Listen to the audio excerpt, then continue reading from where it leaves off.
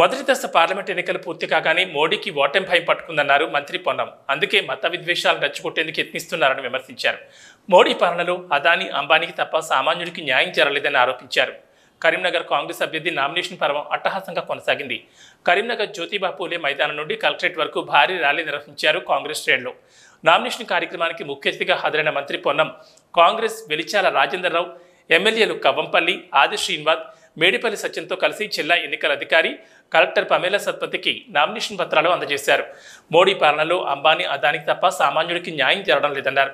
గడిచిన 10 ఏళ్లలో కేంద్రంలో అధికారంలో ఉన్న బీజేపీ, తెలంగాణలో అధికారంలో ఉన్న బీఆర్ఎస్ ప్రజలకు ఏం చేయలేదన్నారు.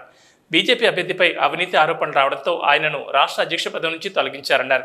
తల్లికి గౌరవం ఇవ్వని అవివేకి బండి సంజయ్ అని, బండి సంజయ్లో భక్తిభావం ఉంటే ఏ గుడికి ఏం చేశాడో చెప్పాలన్నారు. ఇక్కడి బీఆర్ఎస్ అభ్యర్థి వినోద్ కుమార్ 6 కోట్ల రూపాయలతో ఓట్లను కొనాలని చూశాడని, హోటల్లో దొరికిన డబ్బులు ఆయనవేనన్నారు. ఆగస్టు 15వ తేదీలోగా 2 లక్షల రుణమాఫీ చేస్తామన్న పొన్నం రైతులకు వ్యతిరేకంగా నల్ల చట్టాలు తీసుకొచ్చి అన్నదాతలను అరికోసి పెడుతున్న ఘనత బీజేపీది అన్నారు. మోడీ ప్రభుత్వం మాటలకే పరిమితమైన తప్ప చేతల్లో శూన్యంగా ఉందన్నారు. ఎంపీగా కాంగ్రెస్ అభ్యర్థిని గెలిపించి ప్రభుత్వాన్ని కూలగొడతామని ప్రగల్భాలు పలికినోడికి బుద్ధి చెప్పాలని పిలుపునిచ్చారు.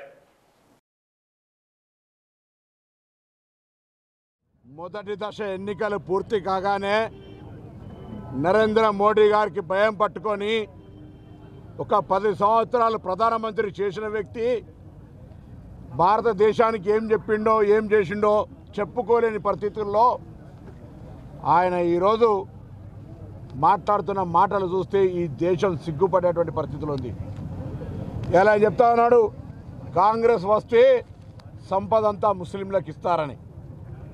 నేను అడుగుతా ఉన్నా, ఒకవేళ కాంగ్రెస్ సంపద ముస్లింలకు ఇస్తే 80% హిందువులుగా ఉన్న ఈ దేశంలో 10 సంవత్సరాల ప్రధానమంత్రి ఏ హిందువుల కొరకు ఏ నిర్ణయం తీసుకొని ఏం లాభం చేసినావు చెప్పు నాయన అని అడుగుతూ ఉన్నాం.